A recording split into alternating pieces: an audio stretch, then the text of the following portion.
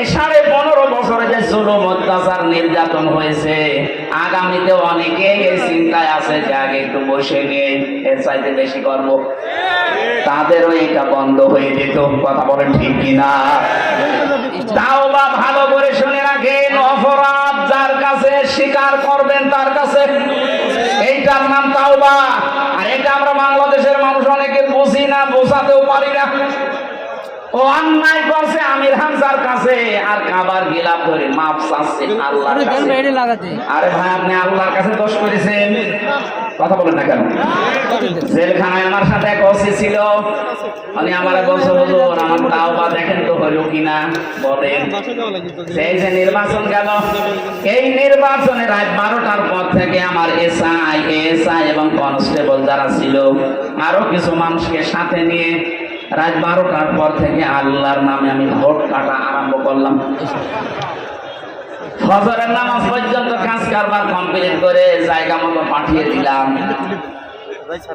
এরপরে আমি গোসল করলাম, ওযু করার পরে 2 রাকাত নফল নামাজ পড়ে বললাম আস্তাগফিরুল্লাহ, আমার তওবা হয়েছে। আপনি তো আর আল্লাহর কাছে দোষ করেন না যে আস্তাগফিরুল্লাহ পড়বেন, আপনি দোষ করেছেন হামজার মতো 3.5 লাখ 4.5 লাখ হামজার কাছে। একটা এমপি বানাতে 3.5-4.5 লাখ মানুষ লাগে, তাদের সবারটা আপনি নিজে এগিয়ে নিলেন। আপনি তো দোষ আল্লাহর কাছে করেননি, দোষ করেছেন যাদের কাছে, ওদের কাছে আগে যে ক্ষমা চান। কথা বলেন না কেন? ভয়ঙ্কর বিষয়, আপনি ক্ষমা নাই চাইলেন, কিন্তু 6 বছর আপনি ছেলে আছেন, এর ভেতরে তো বহু মানুষ দুনিয়া থেকে বিদায় নিয়েছে, তাদের কাছে ক্ষমা চাবেন কি করে? তার মানে আপনার মাপ নেই। এক কথা বলেন না কেন? জালেমকে টিকিয়ে রাখলে আপনি নিজের সর্বনাশ নিজে করেছেন। এই জন্য আমরা চাই তাওবা, অপরাধ যার কাছে আগে তার কাছে যাবেন, যে যদি তার ক্ষতি করে থাকেন তার ক্ষতিপূরণ দেবেন। এই 15.5 বছরে আপনার জন্য অনেকে ব্যবসা করতে পারে নাই, এই কথা বলে না কেন? এই 15.5 বছরে অনেকে এমন চেয়ারে যাওয়ার কথা ছিল যেখানে আপনার কারণে যেতে পারে নাই। এমন মানুষ দেশে নেই, আপনি তার ক্ষতিপূরণ দেবেন আগে। এখন যদি বলেন ওই চেয়ারে আমি বসাবো কি করে, আমি তো পালিয়ে বেড়াচ্ছি, না, আপনার তাওবা তাহলে আস্তাগফিরুল্লাহ হবে না। যার ক্ষতি যেইভাবে করেছেন ওই ক্ষতিপূরণ ওইভাবে দেওয়া লাগবে। আমার জীবন থেকে 3টা বছর বিনা কারণে আপনি কেড়ে নিয়েছেন। আমার বাবার কাছ থেকে 30 থেকে 32 লাখ টাকা খেয়েছেন, আগে এই টাকাগুলো ফেরত দেবেন, ক্ষতিপূরণ। আর 3 বছর আমার মতো ফাঁসির কন্ডেম ছেলে থাকবেন, এরপরে বলেন হামজা মাফ করে দেন। এসব কিছু নেই, চামড়ার মুখ, আস্তাগফিরুল্লাহ, ভণ্ডামি করার জায়গা পান। কথা কি কড়া হয়ে গেল নাকি? কিসের কড়া? এখনো শুরু হয়নি। আমাদের রূপ আসলে হচ্ছে না।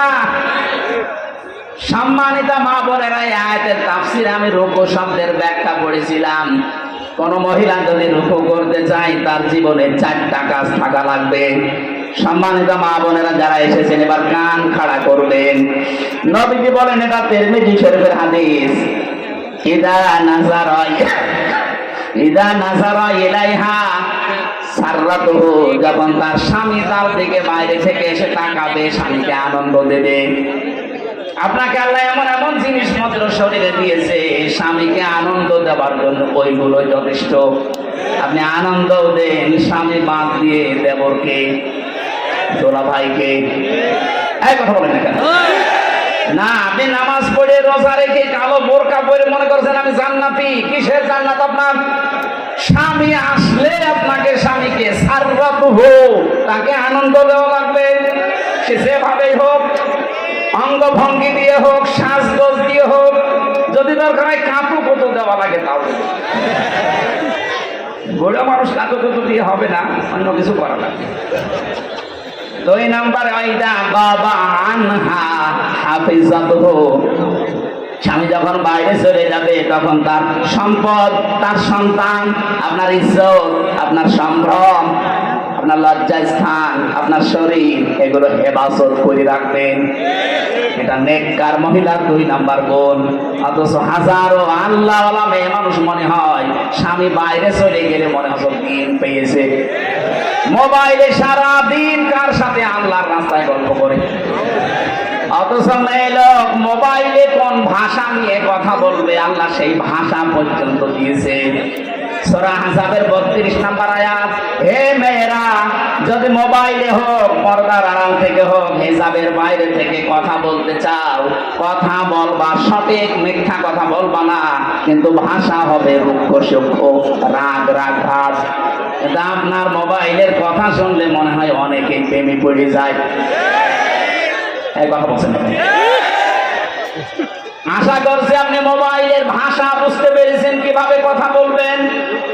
আননোন নাম্বার যদি আসে ধরবেন, ধরার পরে সালাম দেবেন। এরপরে যদি দেখেন না যে ঠোকার বাবা না, ওই যে 14 জন পুরুষের সাথে দেখা করা যায় যাচ্ছে, ওই 14 জন না, আপনার বাবা, আপনার ভাই, এরকম 14 জন আছেন। সূরা নিসা 21 নাম্বার 22 নাম্বার আয়াতের তাফসীর দেখে নেবেন।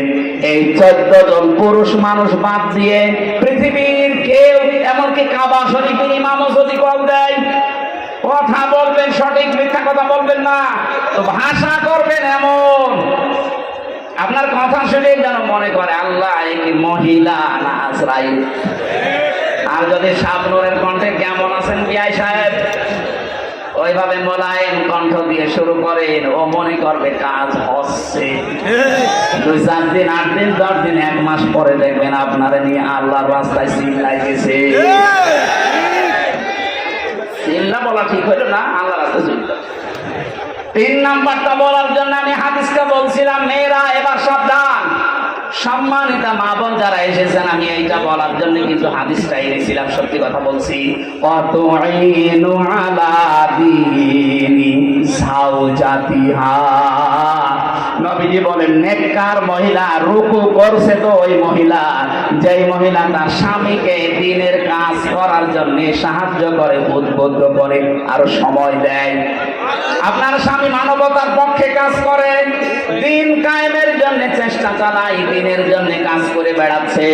আপনি নেককার হতে হলে তাকে সাহায্য করবেন, সহযোগিতা করবেন, সময় দেবেন, উৎসাহ দেবেন। আপনার জন্য খাদিজার সাথে আল্লাহ জান্নাত রেডি করে রাখবে। তো না আপনি আরো বাধা দেন, না তুমি কি করো, আর মানুষের বর নেই, আর মানুষের বর আছে, আপনার বরের মতো না। আপনার বর তো একামতের দিনের একজন কর্মী, তার কাজ সব সময় আলাদা। তার মানবতার সেবায় কাজ করা লাগে, মানুষের জন্য চিন্তা করা লাগে, আল্লাহর দ্বীনের ফিকির করা লাগে। আপনি শুধু বাড়ি বসে বসে তাকে সময় বের করে দিয়েছেন, তাকে সাহায্য করেছেন, খাদিজার মতো আপনি অটোমেটিক সওয়াব পেতে থাকবেন। 4 নাম্বারটা বলতাম না, তারপরও বলছি, আমার মনে হয় পাবনাতে এটা বলা ঠিক হচ্ছে কিনা জানি না। 4 নাম্বার, আল্লাহর নবী বলেন স্বামী যেটা পছন্দ করে নেককার মহিলা ওইটা, আর স্বামী যেটা পছন্দ করে ওটা যদি জায়েজ হয়, জীবন চলে গেলেও আপনাকে ওইটা পছন্দ করা লাগবে। শুনতে আমার মনে হয় মেয়েদের কাছে এবার খারাপ লাগবে, কারণ আমি এটা বাস্তবে দেখছি। আমি সহ যত স্বামী এখানে বসে আছে, এমনকি বাংলার 18 কোটি মানুষের ভেতরে যারা স্বামী, প্রত্যেকটি স্বামীর পক্ষ থেকে আমি বলছি, প্রতিটি স্বামী আমরা চাই বিয়ের পরে আমাদের মা বাবা আমাদের সাথে থাকবে। আমি খেয়ে থাকি না খেয়ে থাকি, আমার সাথে থাকবে আমার মা, আমার বাবা। কিন্তু অধিকাংশ বউ এটা চাই না। এরকম বউ আছে কার? হাত তোলেন তো। আরে ভাই, ক্যামেরা আমার দিকে, হাত তোলেন আপনি, অসুবিধা কি? তোলেন একদম। ওরা ওই ছাদের উপরে দেখতে পাবেন, হাত তোলেন। আমি জানি এখানে আপনারা ভয়ে চলছেন না, রাতের বেলা আবার খাবার বন্ধ হয়ে যায় কিনা। না, সম্মানিত মা বোনেরা দেখেন কি ভয় পায় আপনাকে। হচ্ছে না, আপনার নামাজ দিয়ে, রোজা দিয়ে, কালো বোরকা দিয়ে আপনি নেককার হতে পারেননি। স্বামী যেটা চায় ওটা যদি সত্যি জায়েজ হয়, মাস্ট বি আপনাকে ওটা পছন্দ করাই লাগবে। 100টার 95টা মেয়ে লোক এটা চায় না। কি কোন কারণে চান না বলেন তো? ওটা যদি আপনার মা বাবা হতো, আপনি ওই আচরণ করতে পারতেন যেটা শ্বশুর শাশুড়ির সাথে করেন? আশা করছি আপনি সংশোধন হবেন। আল্লাহ তৌফিক দিন, বলেন আমিন। দ্বিতীয় নম্বরটায় যাবো আমি। এটা কি দিলেন?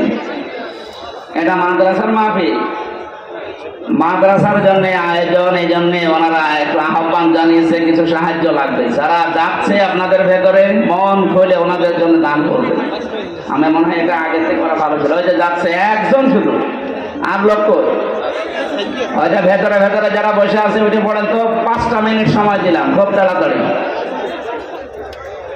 আমার জেলখানায় বসে বসে 3টা বছরে আমি আমিরে জামাত ডাক্তার শফিকুর রহমান, অধ্যাপক মিয়া গোলাম পরোয়ার এনাদের সাথে ছিলাম। বেশিরভাগ ছিলাম মাওলানা মামুনুল হকের সাথে। যে সমস্ত বইগুলো আমি নোট করেছিলাম, পরবর্তীতে বই লিখেছি। ওই যে গাড়ি আছে গেটের সামনে, যাওয়ার সময় নিয়েছেন, কাজে লাগবে। অনেক তথ্য দেওয়া আছে। সৃষ্টি জগৎ নিয়ে বইটা কেবল 4-5 দিন আগে বের হয়েছে। তা তো মনে হয় যে সেই রওশনের সাথে মতো ঠান্ডা।